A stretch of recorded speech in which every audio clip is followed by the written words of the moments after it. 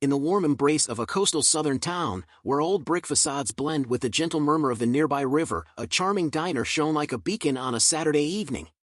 Soft amber lights danced across its walls while a grand piano, tucked away in a quiet corner, hummed a welcome tune.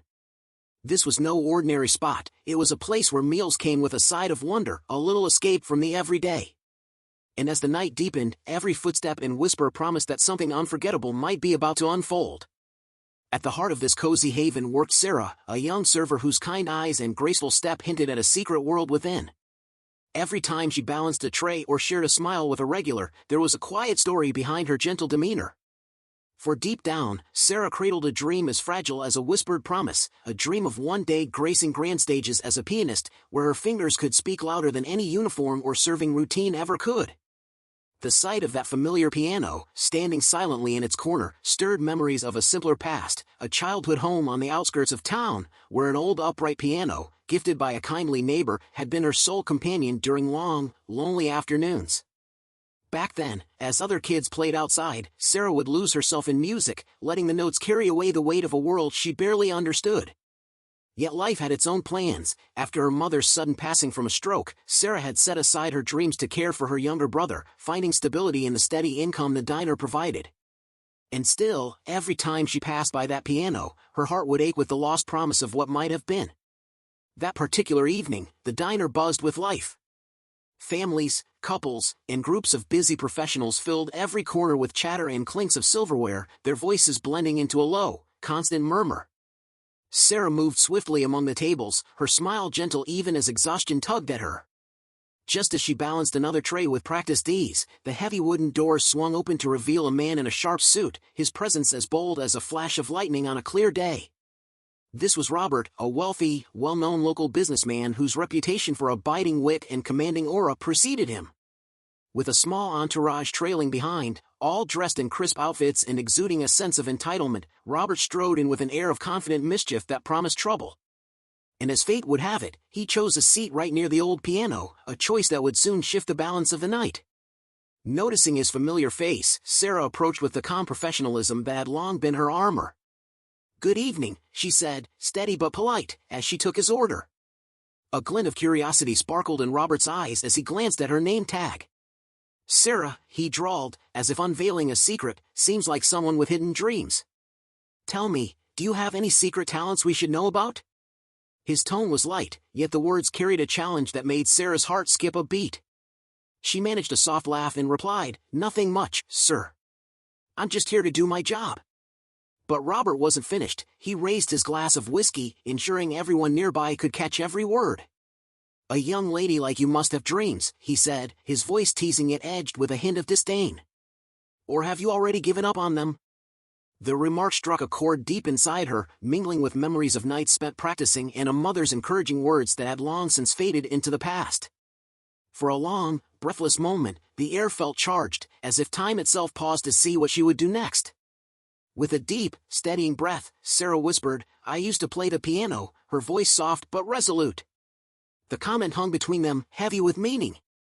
The challenge in Robert's eyes ignited something in her, a spark that could no longer be ignored. "Why not show us?" he goaded, nodding towards the silent piano, his words cutting through the ambient chatter.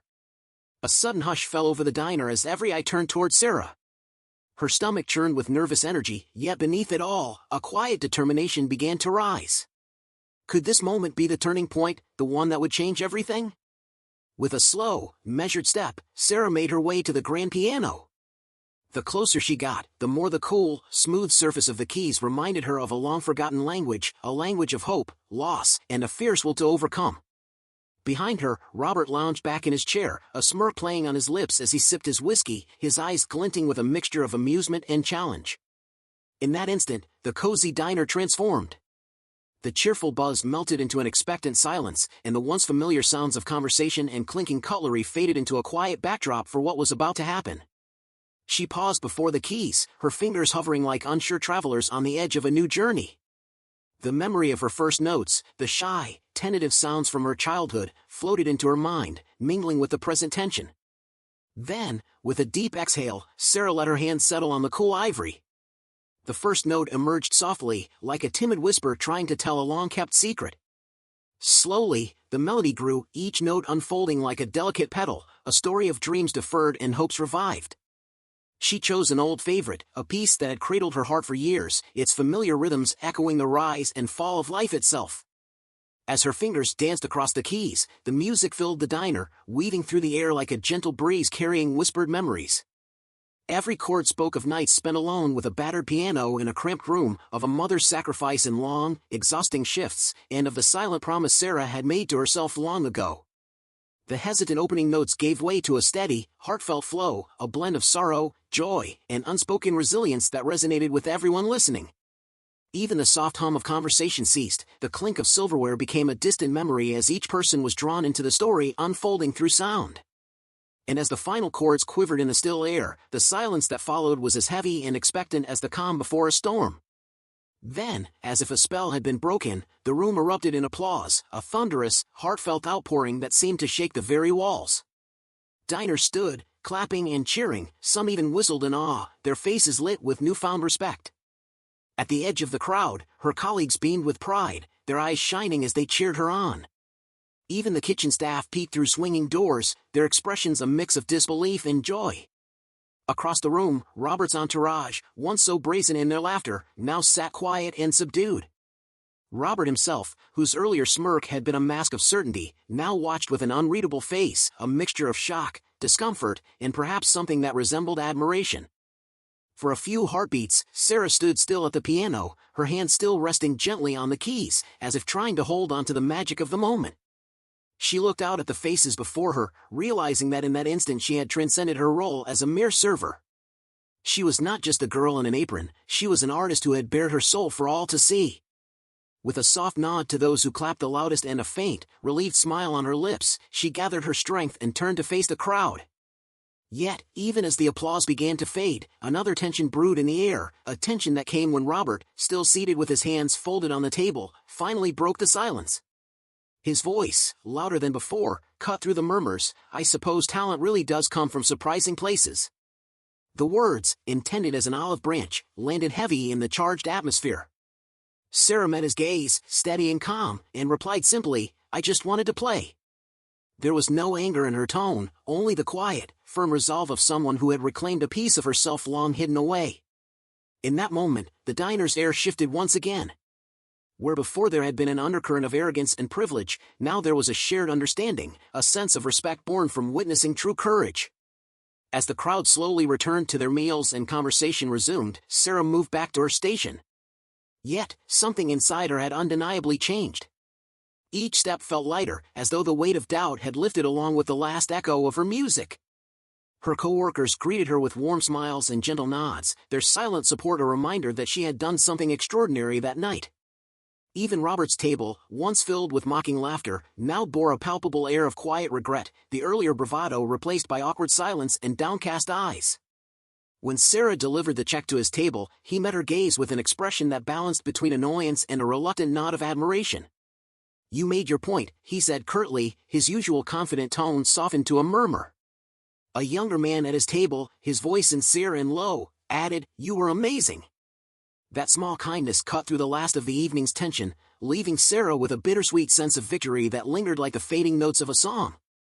Later that night, after closing up and stepping into the cool, crisp air of the town, Sarah felt a rare certainty deep within her. Under the starlit sky, the struggles of being a waitress and a dreamer melted away, replaced by the simple truth that she was, first and foremost, an artist. No harsh word, no financial worry, and no sneer could ever take away the beauty of her music. That night, as she locked the door behind her, a quiet promise stirred in her chest, a promise that her journey was just beginning, and that every dream, no matter how hidden, deserved its moment in the light. In the days that followed, whispers of her performance spread like wildfire through the town. Regulars at the diner stopped by to tell her, "You're incredible," and an older lady's gentle words became a steady beacon of encouragement.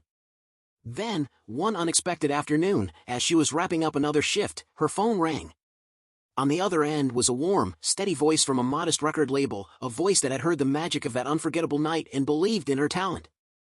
The caller introduced himself as Thomas, a music producer visiting from a distant city known for its country tunes and heartfelt stories. "Your performance was extraordinary," he said simply. I'd like to invite you to my studio to record a demo."